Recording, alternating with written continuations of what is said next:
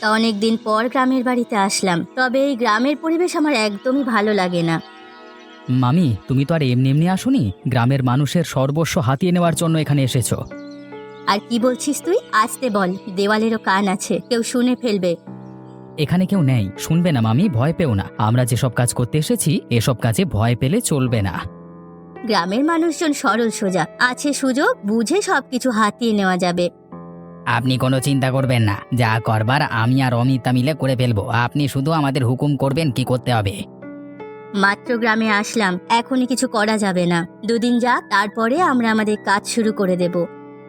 তোমার মাথায় অনেক বুদ্ধি মামি, তুমি পারো বটে। বুদ্ধি না থাকলে কি আর এসব করা যায়? এসব কাজ করার জন্য বুদ্ধি দরকার হয়। যাই হোক লালটু, জিনিসপত্রগুলো ঘরে নিয়ে চল, আর গিয়ে খাবার রান্না কর, খেতে তো হবে। আপনি যান, আমি সব কিছু নিয়ে আসছি।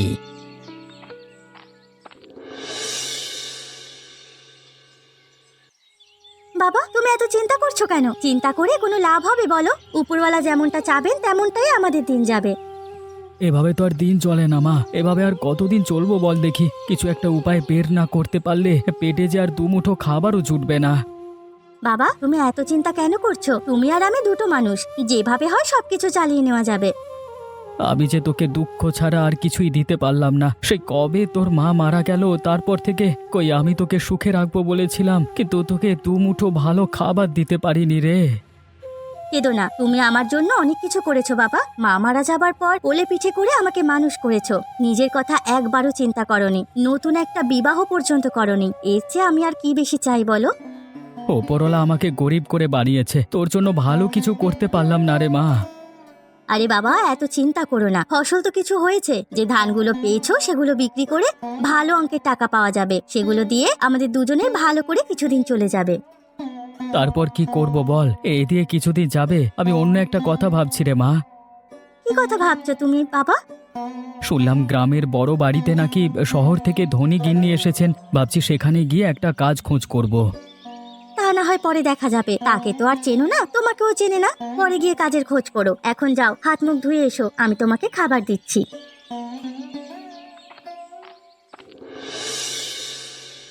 মামি, গ্রামে তো আসলাম, অনেকটা সময় হয়ে গেল, বেশি দিন তো আর এই গ্রামে থাকা যাবে না। তা কাজ কি শুরু করতে চাইছো নাকি? কি বলছিস? এখনই কাজ বাজ শুরু করে দিবি নাকি? আর দুটো দিন সময় নিলে ভালো হতো না?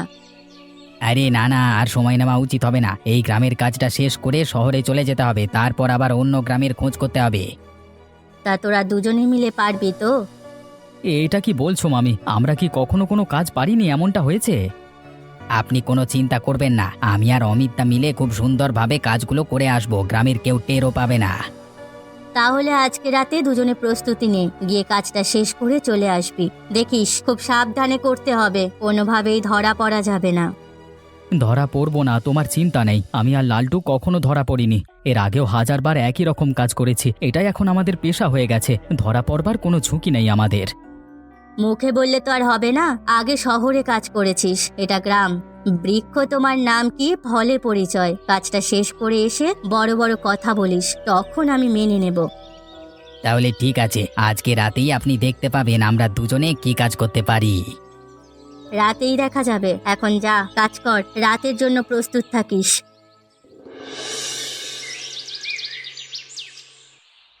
কিরে রতন, শুনেছিস শহর থেকে এক ধনী গিন্নি নাকি গ্রামের বাড়িতে এসেছে?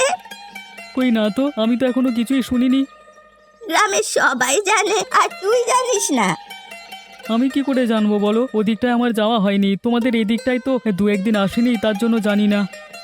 কেন রে, এখন বুঝি গৌরীর সাথে আর দেখা করতে আসিস না? আমি কিন্তু সব জানি রতন। তুমি না বুড়িমা, চুপ করে থাকো তো। কি হলো, এমন লজ্জায় লাল হয়ে গেলি কেন? আমি কি তোর বিয়ের কথা বললাম নাকি? তুমি যা ইচ্ছে মুখে বলে ফেলো বুড়িমা, তোমার মুখে একটুও লাগাম নেই। ওরে বাবা, আমি বললেই দোষ, আর তোমরা যে করছো তাতে দোষ হচ্ছে না। থাক বুড়িমা, এসব বাদ দাও। কি যেন বলা শুরু করলে? শহরের গিন্নি? আরে, গ্রামে শহর থেকে এক গিন্নি এসেছে, গ্রামের বড় বাড়িতে উঠেছে। ওটা নাকি তাদের আগের পৈতৃক বাড়ি ছিল, ওখানে কেউ থাকে না, ওনারা এসে উঠেছেন।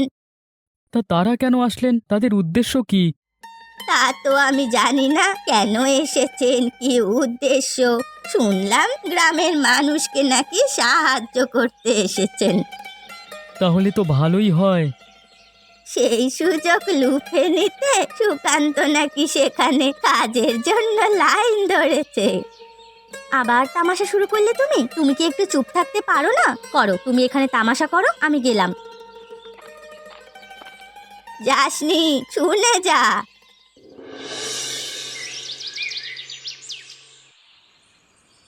কিরে, তোদের এত সময় লাগলো কেন? ভোর হয়ে এসেছে। আরে মামি, চুরি করা কি এত সহজ কাজ? চুরি করতে তো সময় লাগে, চারিদিকে নজর রাখা লাগে, সতর্ক থাকতে হয়। তা কি চুরি করে আনলে? কেউ দেখে ফেলেনি তো আবার? না না, কেউ দেখতে পায়নি। অমিতদা পাহারা দিচ্ছিল আর আমি ধীরে ধীরে কাজ করছিলাম। দেখো, বস্তা ভরে অনেক ধান নিয়ে এসেছি। কি ধান নিয়ে আসলে? অন্য কিছু পেলি না? ধান চুরি করে চলে নাকি? আরে মামি, এই গ্রামের লোকজন খুব গরিব, ঘরে পয়সাপাতি কিছু নেই, অনেক খুঁজে দেখেছি।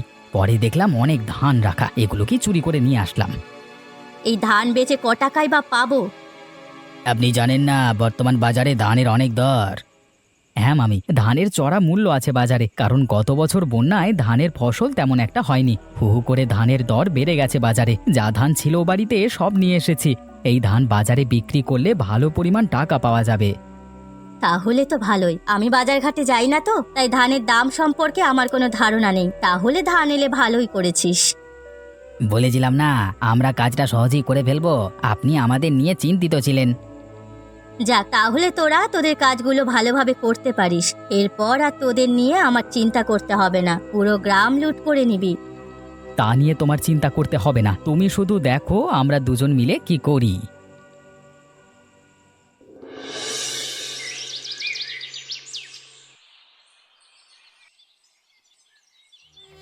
এ আমার কি হলো রে? আমার এমন সর্বনাশ কে করলো? এখন আমি কি করব? কোথায় যাব? কি হয়েছে বাবা? সকাল সকাল তুমি এত আহাজারি করছো কেন? আমাদের সব শেষ হয়ে গেল রে মা। বেঁচে থাকবার শেষ সম্বলটুকু চলে গেল। এখন যে আমাদের না খেয়ে থাকতে হবে রে। কি হয়েছে সেটা তো বলবে নাকি? না কেঁদে আগে বলো কি হয়েছে। আমি তো কিছুই বুঝতে পারছি না।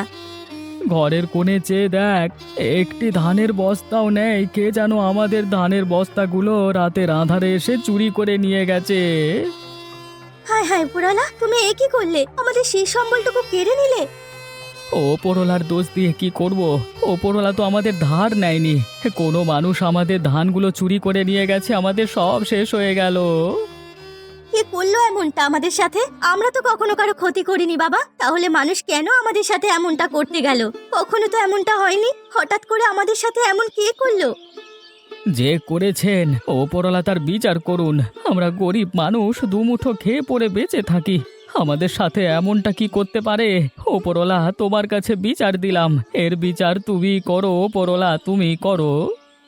থাক বাবা, তুমি আহাজারি করো না। উপরওয়ালা নিশ্চয়ই একটা ব্যবস্থা করে দেবেন।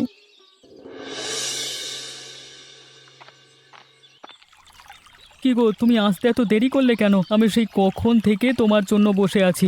কখনো তো তুমি দেরি করে আসো না, আজকে কি হলো? আর তোমার মুখটা এমন বিষণ্ণ দেখাচ্ছে কেন? বাড়িতে কিছু হয়েছে কি? আর বলো না, আমাদের সর্বনাশ হয়ে গেছে। আরে তুমি এত অস্থির হয়েও না, কি হয়েছে আমাকে বলো সবটা খুলে। বাড়িতে বাবা আহাজারি করছেন, তাকে কোনোভাবেই থামানো যাচ্ছে না। গতকাল রাতে কারা যেন আমাদের বাড়িতে এসেছিল, আমাদের সমস্ত ধান নিয়ে গেছে। বলছো কি এসব? এসব হলো কিভাবে? তোমরা দেখতে পাওনি কে করলো এমনটা? আগে কখনো তো গ্রামে এমনটা ঘটেনি, হঠাৎ এমনটা হওয়ার কারণ কি? কিছুই জানি না। আমি আর বাবা তো ঘুমোচ্ছিলাম, কারা এসে সব ধান নিয়ে গেছে। এগুলোই ছিল আমাদের শেষ সম্বল। এখন সংসারটা কিভাবে চালাবো কে জানে। বাবা এগুলো রেখেছিলেন, বিক্রি করে কিছু পয়সা এলে সংসারটা কয়েকদিন ভালোভাবে চলতো।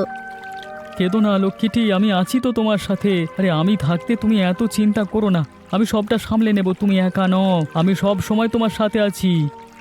তুমি না থাকলে যে আমার কি হতো। তুমি ভরসা দাও বলে আমি এখনো বেঁচে আছি সুস্থভাবে, না হলে তো কবেই মরে যেতাম। এসব কি অলক্ষণে কথা বলছো তুমি? তোমাকে না বলেছি এসব কথা কখনোই বলবে না। আমি আর কখনোই যেন তোমার মুখে এসব কথা না শুনি। আচ্ছা ঠিক আছে, আর বলবো না, হয়েছে? এবার আমি বাসায় যাই, বাবা একা আছে। আচ্ছা ঠিক আছে।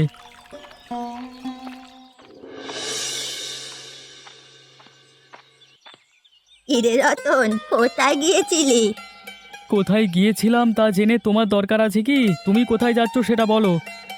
আরে আমি এমনিতেই রাস্তায় হাঁটাহাঁটি করি, তোর সাথে দেখা হয়ে গেল।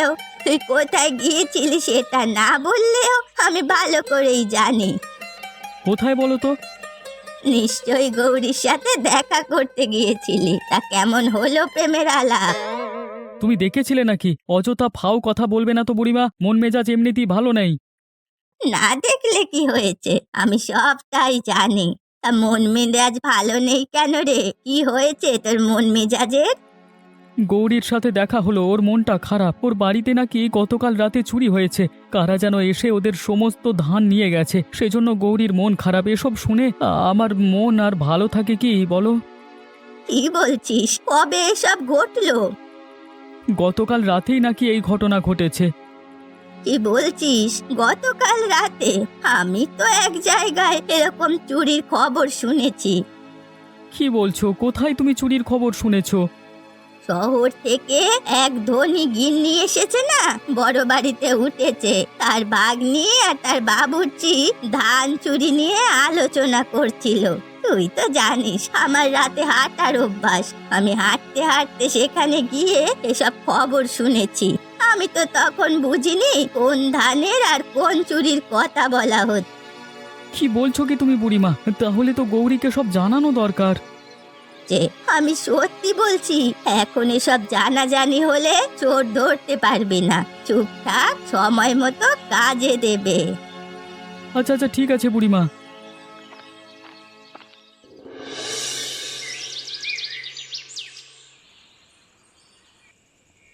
কি হলো অমিতদা, তুমি এখানে কি করছো? ইয়ে মানে মানে কি করছো? হ্যাঁ, কি করছো সেটা সত্যি করে বলো। তুমি কি এখান থেকে ধানের বস্তা সরিয়ে নিয়ে যাচ্ছ নাকি?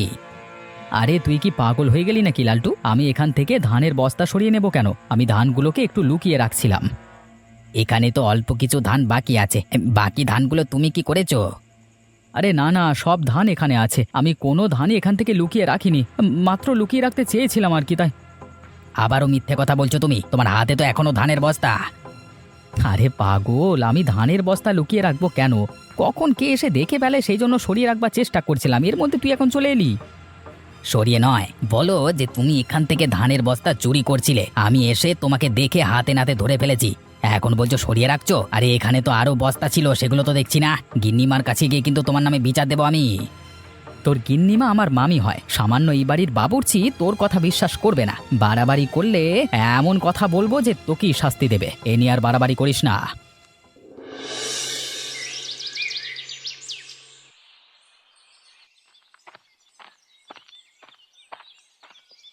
ইরে রতন, এত সকাল সকাল আমার বাড়িতে আসলি যে? এমনিতেই বুড়িমা তোমার কাছে আসলাম। আমার কাছে তো তুই এমনি এমনি আসিস না, কারণটা কি বলে ফেল। গতকাল থেকে গৌরীর খোঁজ খবর পাচ্ছি না। ওর বাড়িতে যে যাব তাও পারছি না। তোমার কাছে কি গৌরীর কোনো খোঁজ খবর আছে? না রে, আমার কাছে তেমন কোনো খোঁজ খবর নেই। আমি তো ওদিকটায় যাইনি, গৌরীও তো আমার কাছে আসেনি। তবে মজার আরেকটা খবর আছে আমার কাছে। মজার খবর? কিসের আবার মজার খবর তোমার কাছে? শুনলাম চোরের ওপর নাকি বাটপাড়ি হয়েছে। কি বলছো কি? তুমি চোরের উপর বাটপারি করেছো? একটু খোলসা করে বলো না বুড়িমা, না হলে তো বুঝবো কি করে। বলছি শোন, সুকান্তদের বাড়ি থেকে যারা ধান চুরি করেছে, ওই বড় বাড়ির বাবুর্চি, শহরের গিন্নি ভাগ্নে অমিত। মনে হয় গিন্নির কোথাও চুরি করে আস্তে আস্তে খোঁজ লাগাচ্ছি, সবটাই ধরা পড়বে। আরে তুমি আগে মজার কথাটা কও, এগুলো পরে শোনা যাবে। শোন, সেই ভাগ্নে অমিত নাকি চোরের ওপর বাটপাড়ি করেছে। লালটু আর অমিত মিলে চুরি করেছে সেই চুরির পণ্য। গুদাম ঘর থেকে অমিত নাকি একলা সরিয়ে রেখেছে। লালটু এখন হায় হায় করছে। তাহলে তো দেখছি খেলা ভালোই জমেছে। এই চোরে চোরে মাছ তো ভাই। হ্যাঁ, ওদের পাপের পাল্লা অনেক ভারী হয়েছে, পর্যাপ্ত প্রমাণও আমার কাছে আছে। কালকে একবার পঞ্চায়েতের কাছে যেতে হবে, তুই আমার সাথে যাবি? আচ্ছা ঠিক আছে বুড়িমা, আমি যাব। এখন আমি গেলাম, গৌরীর খোঁজ করতে হবে। আচ্ছা ঠিক আছে, যা।